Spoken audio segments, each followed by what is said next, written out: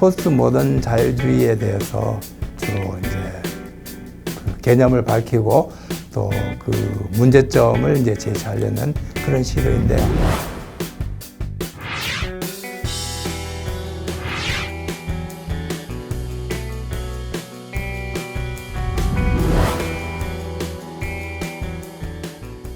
오늘 주요 내용은 제가 책으로도 썼습니다만은 포스트 모던 자유주의에 대해서 주로 이제 그 개념을 밝히고 또 그 문제점을 이제 제시하려는 그런 시도인데요.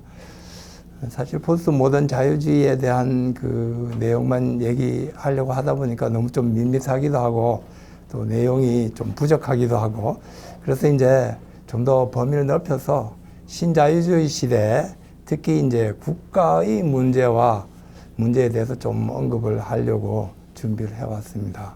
왜냐하면은 제 생각으로는 이런 포스트 모던 자유주의는 좀 사상적인 측면이고요.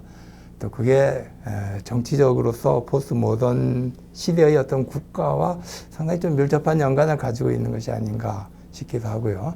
또 이런 포스트 모던 국가의 특징이 최근에 우리가 문제가 된 세월호 참사와도 상당히 밀접하게 관련돼 있는 것이 아닌가 생각되기 때문입니다. 그래서 뭐 얘기는 이제 세월호 참사부터 좀 시작을 해야 될 것 같은데요. 마지막으로 중간에 이제 포스트 모던 자유주의 국가의 특징에 대해서 좀 얘기를 하고요. 마지막에 이제 포스트 모던 자유주의라는 사상적 측면에 대해서 얘기를 할까 합니다. 그래서 제가 좀 자료를 준비해 왔는데, 세월호 그 문제이죠.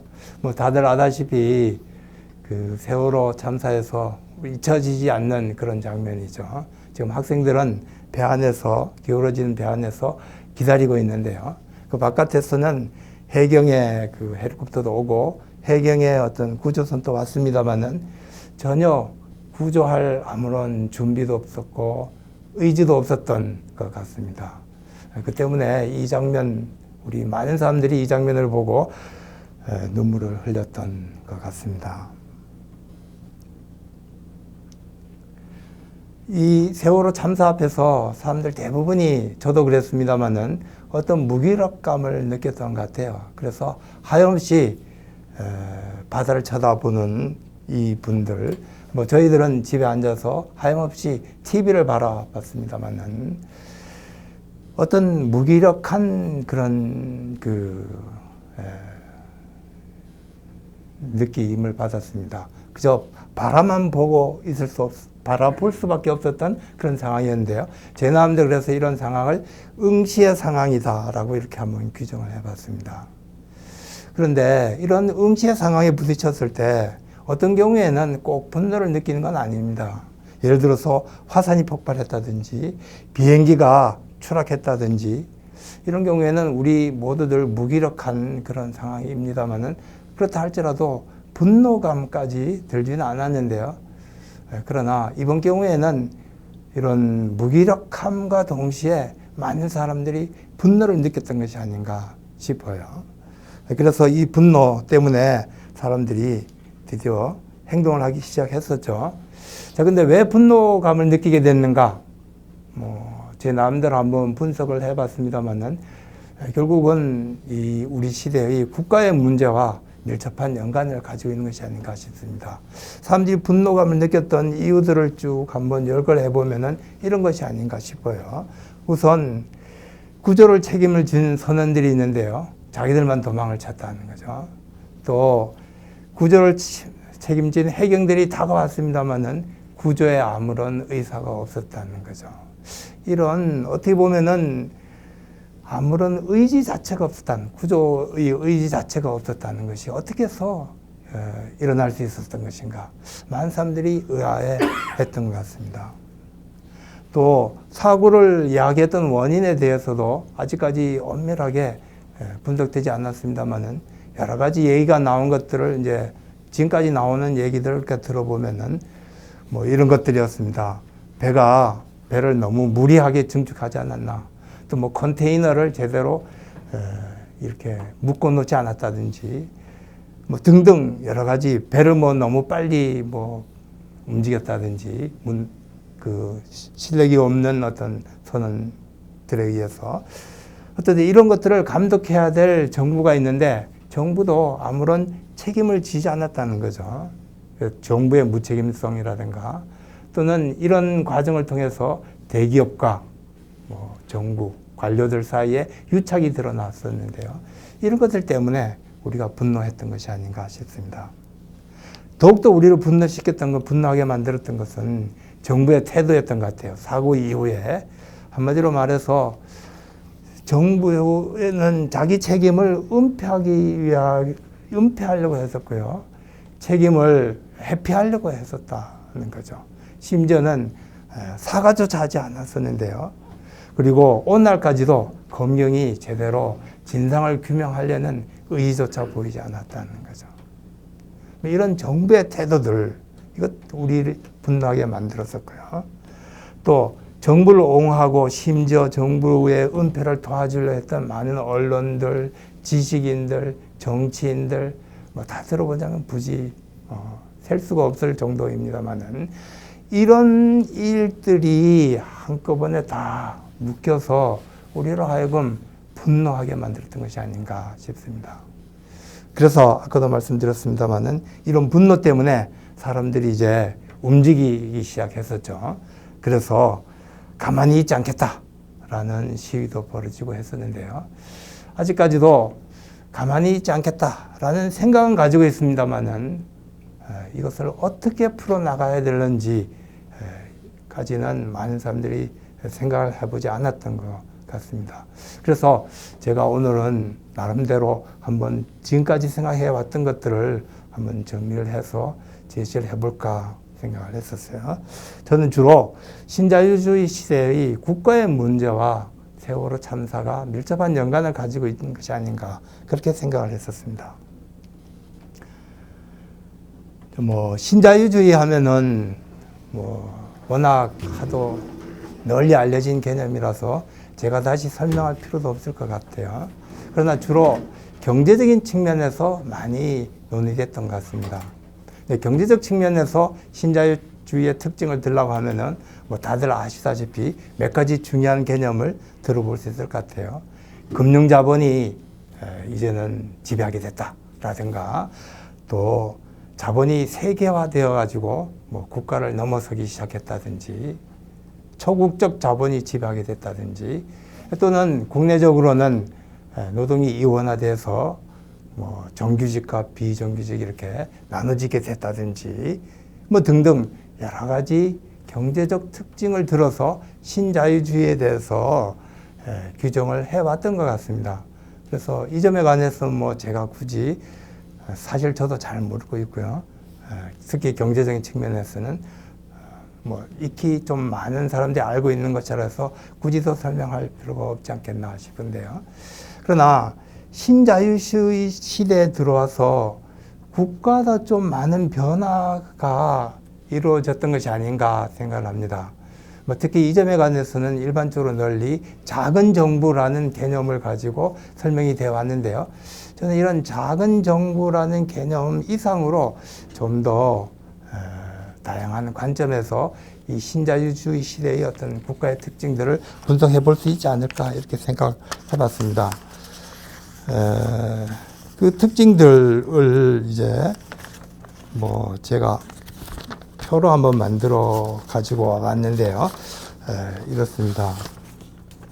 여기에도 표로 만들었으면 더 보기가 좋았을 것 같은데요. 말로 썼습니다만은 제가 국가를 한번 새 시대의 어떤 국가를 한번 비교해 봤습니다. 근대 자본주의가 등장했을 때 국가, 우리가 근대 국가라고 이름할 수 있을 것 같아요. 그리고 이제 제2차 세계대전이 이제 끝났을 때 1960년대, 70년대 비로소 완성되었던 그런 국가가 있습니다. 그야말로 이제 우리가 복지국가라고 흔히 얘기합니다만은 일반적으로 이제 보편국가다. 이렇게 이름을 붙일 수 있을 것 같아요.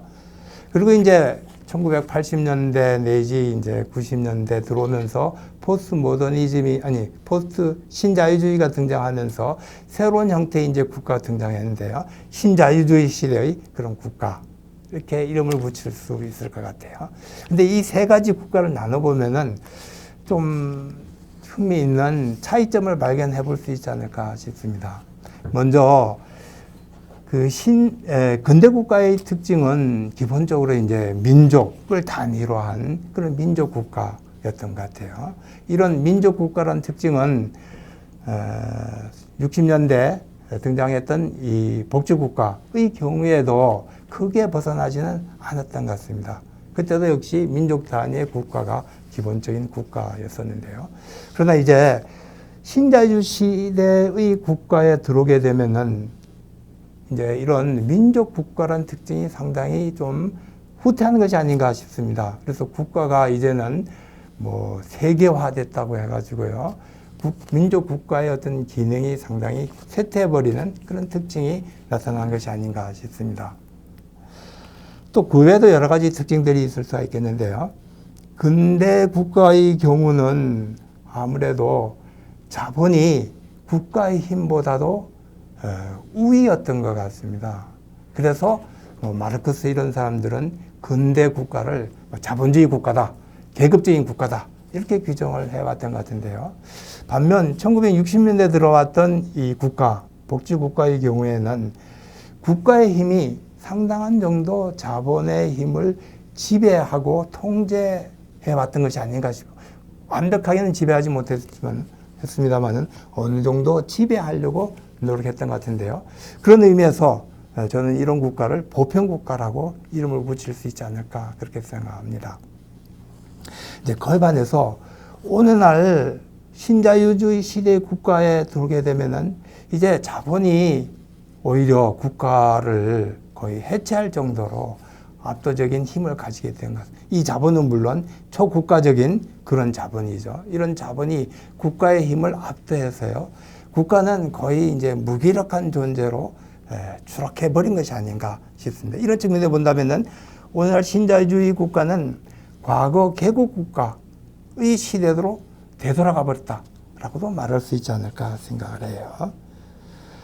이런 어떤 자본과 국가의 관계에서 누가 우위인가의 특징에 의해서 이 각각의 국가를 특징 짓는 어떤 주체, 국가의 어떤 중심적인 어떤 중심도 바뀌었던 것 같습니다.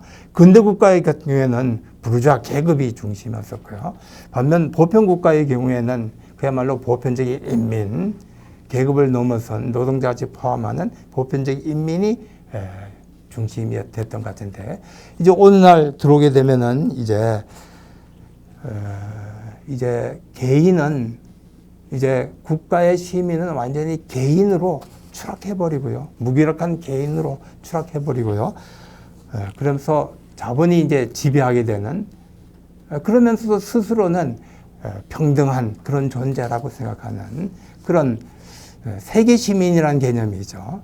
자기 자신은 사실은 무기력합니다만은 개인으로서 그럼에도 불구하고 평등한, 세계적으로도 평등한 그런 존재라고 생각하는 세계 시민이라는 개념이 등장했던 것이 아닌가 생각을 합니다. 뭐 이런 등등 개국국가와 보편국가 그리고 신자유주의 시대의 국가를 비교해 보면은 다양한 차이점이 있을 수 있겠는데요. 또 한 중요한 차이점은 여기에 있는 것이 아닌가 싶습니다. 이 계급국가, 그러니까 근대국가이죠. 이때는 상당히 좀 억압적인 체제였던 것 같습니다. 뭐 경찰의 힘을 통해 가지고요, 시민들을 이제 억압하는 그런 그 체제였던 것 같은데요. 반면 보편국가의 시대에 이르게 되면은 이 국가는 상당히 좀 자유로운 국가라는 모습을 취하게 돼요. 그러면서도 개인을 내면적으로 통제하는 그런 전략을 취하는 것 같은데요. 그래서 이 시대의 국가의 특징을 우리가 훈육적 국가라고 많은 사람들이 이름을 붙이는 것 같아요. 그러니까 내면적으로는 통제하지만은 겉으로는 자유롭게 내버려둔. 그래서 모든 사람들이 아주 개인으로서 자유롭게 보이지만 실제로는 국가에 의해서 통제되는 예를 들어서 철학자 미셸 푸코 이런 사람들이 주로 분석의 대상으로 삼았던 것이 바로 그런 어떤 개념인데요. 바로 그래서 저는 훈육적 국가, 미셸 푸코의 개념을 끌어들여서 훈육적 국가라고 이름을 붙여봤습니다. 그런데 이제 어느 날 신자유주의 시대의 국가에 들어오게 되면은 상당히 이 국가의 어떤 억압적 기능은 마치 사라지는 것처럼 보입니다. 마치 국가는 이제 더 이상 역할을 하지 않고요. 마치 자유롭고 개방적인 어떤 그런 특징들이 만연하는 것처럼 보입니다. 그래서 사람들이 이제는 국가의 억압에 대해서 별로 생각을 하지 않고요. 자유롭고 그리고 이제 개인화된 그런 시민들이 지배하게 되는, 지배적으로 등장하고는 그런 어떤 시대가 아닌가 싶었어요. 저는 이것을 자유화의 시대, 또 뭐 개방화의 시대, 이렇게 생각을 해 봤습니다. 뭐 또 다른 여러 가지 특징들이 있겠는데요. 또 한 가지 중요한 특징 중에 하나는 근대 국가 같은 경우에는 아무래도 자본가 계급이 아예 당시에는 뭐 노동자 계급은 선거권 내지 투표권도 없었으니까요. 자본가 계급이 국가의 중심을 이루면서 자기의 이익을 노골적으로 추구해가는 이제 그런 국가라는 측면에서 부르주아의 어떤 이익이 지배하는 그런 체제였다. 이렇게 말씀드릴 수 있겠다면은 반면 60년대 등장했던 이 보편 국가의 경우에는 적어도 겉모습에 있어서는 시민들 전체의 보편적 이익을 추구하는 그런 국가의 형태를 취했던 것이 아닌가 싶습니다. 그래서 이런 국가를 우리는 보편 국가다. 뭐 이렇게 이름을 붙일 수 있었던 것 같은데요. 이제 어느 날 같은 경우에는 국가의 모습은 또 많이 바뀌었던 것 같습니다. 국가는 이제 거의 좀 말하자면은 일종의 그 기능을 무슨 회사나 어떤 자본과 마찬가지로요. 이게 이 일종의 그 뭐랄까요? 국가의 기능이 이제 자본화되는 그런 경향이 있지 않나 싶어요. 그래서 국가의 기능이 떨어져 나와서 마치 이것이 독립적인 어떤 기업이나 회사처럼 움직여 나가는 그런 경향이 많이 있지 않나 싶은데요. 이런 것들을 우리가 일반적으로 이 국가의 축소다 이렇게 얘기를 많이 하죠. 오늘날 그 신자유 시대에 국가는 이제 축소되고요. 이 국가의 기능을 전부 다 이제 그 밑으로 내려보냄으로써 예를 들어서 뭐 옛날에는 우체국 이런 것들이 국가의 기능이었는데요. 이제는 이게 완전히 이제 일종의 독립된 회사처럼 움직이고요. 이런 식으로 국가의 기능이 상당히 상업화된 그런 어떤 경향을 지니지 않나 이렇게 생각을 합니다. 뭐 이런 식으로 여러 가지 이제 비교를 많이 할 수 있을 것 같은데요. 이 근대 국가와 보편 또 60년대 등장했던 이 보편 국가와 오늘날의 이 신자유 시대의 국가의 특징을 이렇게 나눠볼 수 있지 않을까 이렇게 생각을 합니다. 이렇게 나눠본다면은 이렇게 말씀을 드릴 수 있을 것 같은데요. 국가가 오늘날의 국가의 특징을 특히 이제 앞으로 얘기될 저의 주제와 연관해가지고 해서 주목을 해본다면은 세 가지 특징을 잡아볼 수 있을 것 같습니다. 한 가지는 국가의 기능이 이제 민영화됐다는 거죠. 그래서 국가의 많은 영역이 국가로부터 이제 독립돼 가지고요. 어떤 자립적인, 독립적인 그런 마치 회사인 것처럼 독립된 회사인 것처럼 움직여 나가기 시작하는데, 뭐 우리가 이런 뭐 국가 기능의 어떤 민영화에 관해서는 최근에도 뭐 많은 논란이 불러일으키고 있으니까요. 뭐 제가 굳이 더 많은 예를 들지 않더라도 잘 이해할 수 있지 않을까 생각합니다. 그리고 또 한 가지는 국가의 기능이 이제 상품화되기 시작했던 거죠. 예를 들어서 보편 국가 시대 때 국가의 중요한 기능이었던 의료라든지 교육이라든지 뭐 문화라든지 이런 기능들, 뭐 이런 것들이 보편 국가 시대 때는 국가의 아주 중요한 영역 중에 하나였었는데요. 이제 신자유주의 시대에 이때 들어오게 되면서 이런 기능들이 다 이제 민영화되고 일종의 상품화 되기 시작했던 것이 아닌가 싶습니다. 그래서 국가의 많은 기능들이 상품화되기 시작했다는 것이 또 이 시대, 신자유주의 시대의 국가의 중요한 특징이 아닌가 생각하고요. 또 한 가지 중요한 특징은 국가의 기능이 일종의 개방화되기 시작했다는 거죠. 예를 들어서 보편 국가 시대 때만 해도 국가는 일종의 훈육적 국가라고 이렇게 이름을 이제 붙이는데요. 그만큼 개인의 삶을 많이 지배해 왔다는 거죠. 목적은 물론 개인의 삶을 보다 더 행복하게 만든다라는 목적입니다만은 이런 목적을 위해서 개인의 삶을 규제하고 통제하는 그런 역할을 많이 해왔고요. 그래서 미셸 푸코와 같은 그 프랑스 철학자 이런 사람들은 이런 국가의 특징을 이제 훈육적 국가다 뭐 이렇게 이름을 많이 붙였던 것 같은데요. 이제 오늘날 와서는 그러니까 이 신자유주의 시대에 들어와서 국가는 오히려 이런 기능을 많이 버리기 시작했던 것이 아닌가 싶습니다. 그래서 일종의 개방화를 물결을 이제 불러일으켰는데요. 이제 성적인 문제라든가 뭐 도덕적 문제라든가 또는 문화적 문제라든가 또는 뭐 의료 건강이라는 이런 문제, 소위 근대 국가, 보편 국가 시대 때 국가의 가장 중요한 기능 중에 하나였던 것이 이런 것들이었는데요. 이런 것들이 전부 다 이제 국가의 기능으로부터 이제 벗어서 나가가지고요. 일종의 자립화되고 독립화되고 일종의 민영화되기 시작했던 것이 아닌가 싶어요. 그래서 이런 이 신자유주의 시대 때의 이 국가의 특징은 세 가지 특징으로 규정해 볼 수 있지 않을까 싶습니다. 민영화라든가 또는 상품화라든가 개방화라든가 이런 것들이 가장 중요한 특징이다. 이렇게 말해 볼 수 있지 않을까 싶습니다.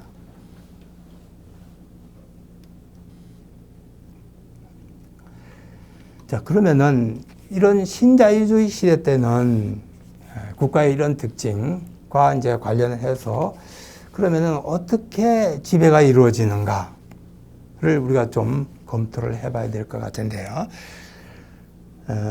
제가 그것을 경제적인 측면과 정치적 측면 이 두 가지 측면으로 이제 나눠봤습니다. 많은 사람들은 이 경제적 측면의 그 지배 방식에 대해서 주목을 하는 것 같은데요. 저는 오늘 이제 주제와 관련해가지고 주로 정치적인 측면에서의 어떤 지배 방식에 대해서 말씀을 드리려고 합니다만은 일단 이제 순서상 먼저 경제적 측면에서 신자유주의가 우리를 어떻게 지배하는가. 여기에 관해서 이제 여러 가지 분석들이 있습니다만은 가장 그 많이 그 논의되고 있는 분석이 뭐 미셸 푸코라든지 보드리아르 이런 사람들의 이제 주장이죠. 이런 사람들에 의하면은 기본적으로 욕망을 통해서 지배를 한다는 거죠. 사람들에게 욕망을 불러일으키는데요. 그 욕망 자체가 결국에서는 지배에 종속하게 만드는 그런 방식으로 지배한다는 겁니다.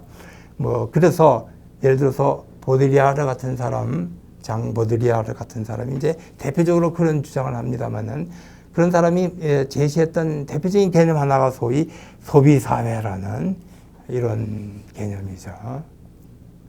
소비를 그러니까 욕망을 더욱더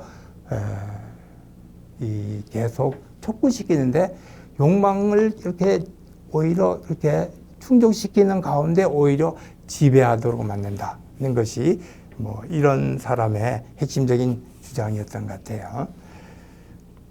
오늘은 뭐 제 주제와는 약간 벗어나니까 시간적으로 설명은 좀 생략을 하도록 하겠습니다. 근데 이제 두 번째로 정치적 측면에서 우리가 어떻게 이 신자유주의 시대 때 국가가 지배를 하는가 하는 것에 이제 주목을 해야 될 것 같은데요. 저는 이것을 세 가지 측면에서 주목해 봐야 된다 생각을 합니다. 아까 말씀드렸던 그 상품화, 민영화, 그리고 개방화. 이 세 가지 특징과 이제 관련되는 건데요. 뭐 긍정적으로 본다면은 오히려 상품화, 민영화, 개방화라는 것이 다 국가의 억압적 기능을 오히려 배제하고요. 국가를 이제 자유주의화 시킨다. 자유롭게 만든다라고 말할 수 있어요. 거꾸로 그 이전에 소위 보편국가라는 이 국가는 복지국가라는 이름 하에서 일종의 이 오히려 표면적으로는 자유롭게 보이지만은 속으로는 오히려 더 많은 억압을 불러일으킨다라고 해서 비판을 받았던 것 같아요. 그런데 이제 신자유주의 시대 때 이제 국가는 오히려 국가의 기능을 축소시킴으로써 상품화시키고 민영화시키고 개방화시킨다라고 하는데요. 그런데 그런 점에서 이렇게 본다면 개인의 자유가 더욱더 확대되고 국가의 억압적 기능은 사라질 것 같습니다만은, 그러나 또 다른 관점에서 보면은 이런 방식을 통해서 오히려 국가의 억압적 기능들, 이런 것들이 더 확대되었던 것이 아닌가 이렇게 생각을 합니다. 단적인 예가 이제 국가의 어떤 상품화라고 말할 수 있을 것 같은데요. 아까도 말씀드렸습니다만은 뭐 국가는 여러 가지 기능들을 이제 상품화 시켰던 것 같아요. 이제는 교육도 뭐 의료도, 그리고 뭐 다양한 것들, 뭐 문화도 다 과거에는 이제 국가의 복지국가 시대는 중요한 국가의 기능 중에 하나였습니다만은 지금에 와서는 거의 다 이제 상품화되기 시작했던 것 같습니다. 뭐 단적인 예로서 우리가 교육 같은 것을 본다면은 이제 교육은 이제 완전히 그 시장에 내맡겨진 것이 아닌가 이렇게 생각하는데요. 교육의 시장에 내맡겨졌다는 것을 본다면은 어떻게 본다면은 국가의 어떤 통제로부터 더 벗어났다라고 말할 수 있을 것 같습니다만은 또 거꾸로 말해서 본다면은 교육이 완전히 시장에 종속시키게 된 것이 아닌가 이렇게 생각합니다. 뭐 단적인 예로서 우리나라의 대학을 보면은 잘 알 수 있지 않을까 싶은데요. 사실 이 신자유주의가 들어오기 전까지만 해도 대학은 보편적인 인간을 기른다라고 해서요, 교양을 굉장히 많이 강조하고 그랬던 것 같습니다. 뭐 그런 어떤 교양을 바탕으로 해서 학생들도 자기 자신이 뭐 이익을 추구하는 무슨 회사원이 된다기보다도 시대를 짊어지는 어떤 그런 지식인이 된다는 생각이 굉장히 많이 했는데요. 그러나 오늘날 대학을 보면은 전혀 그렇지 않죠. 오늘날 대학을 보면은 많은 학생들은 이제 이익을 추구하기 시작하죠. 그래서 취직을 어떻게 잘하면 될 것이냐, 이런 게 주요 목적이 되고요. 그러다 보니 대학에서는 교양 교육보다는 기술 교육, 취직 교육이 중심이 되기 시작하고요.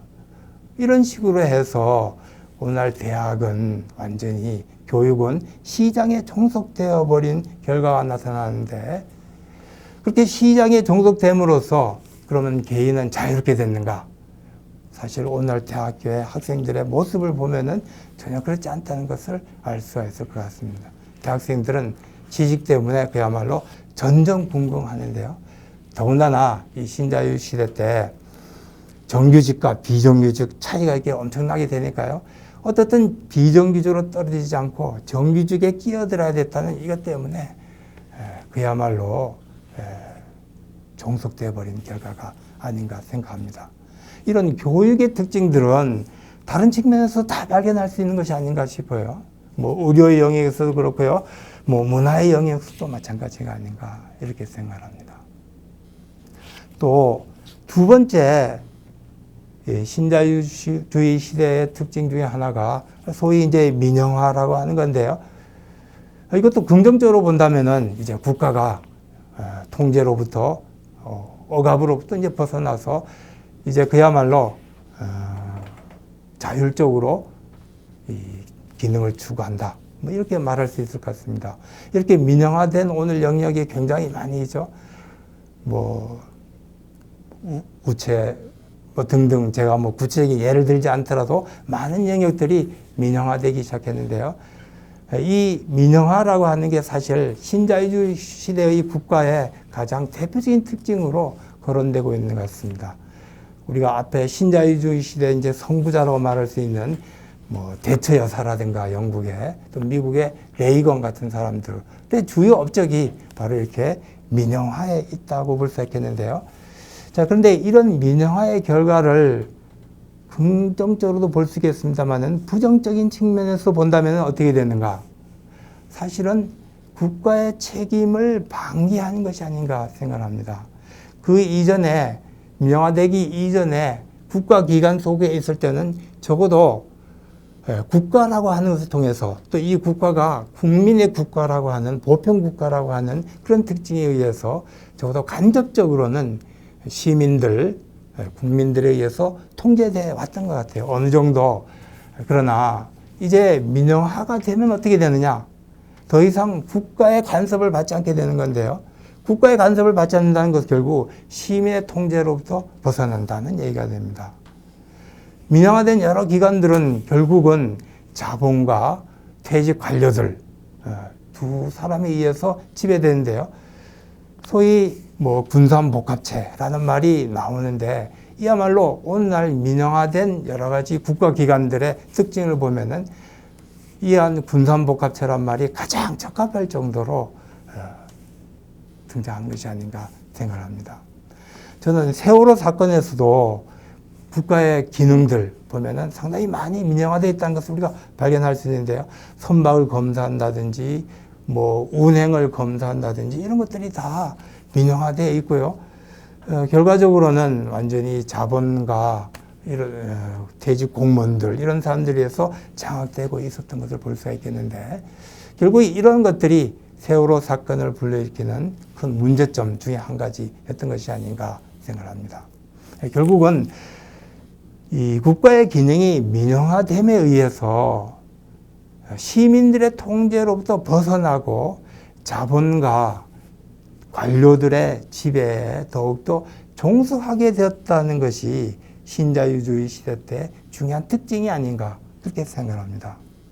이제 마찬가지로 세 번째 개방화라는 특징도 마찬가지로 볼 수 있는데 긍정적으로 본다면은 이제 국가가 인간의 성이나 도덕이나 문화나 교육이나 이런 것에 더 이상 간섭하지 않는다. 그야말로 자유를 확대한다라고 볼 수도 있겠습니다만은 그러나 그것을 부정적인 측면에서 본다면은 결국 우리가 간과할 수 없는 많은 것들이 존재하는 것인가 존재한다고 볼 수 있겠습니다. 시민적 자유라고 하는 것은 저는 생각해 볼 때 이런 의미를 가지고 있는 것이 아닌가 싶습니다. 의무를 소멸시키겠다는 거죠. 더 이상 국가의 지배를 받을 국가의 통제로부터 벗어난 의무를 이제 지킬 필요가 없다는 것을 얘기하는데요. 동시에 이렇게 의무가 소멸됨으로써 국가로부터 우리가 요구해야 될 권리도 소멸되어 보는 것이 아닌가 생각됩니다. 성과 도덕과 문화 이런 것들이 자유화되었다는 얘기죠. 그러므로써 우리는 더 이상 어떤 의무도 질 필요는 없는데요. 동시에 국가로부터 그것을 보호받을 권리도 없어졌다는 거죠. 이런 자유라고 하는 것이 한편으로는 좀 역설적인 이런 결과를 불러일으킬 수도 있지 않은가 생각합니다.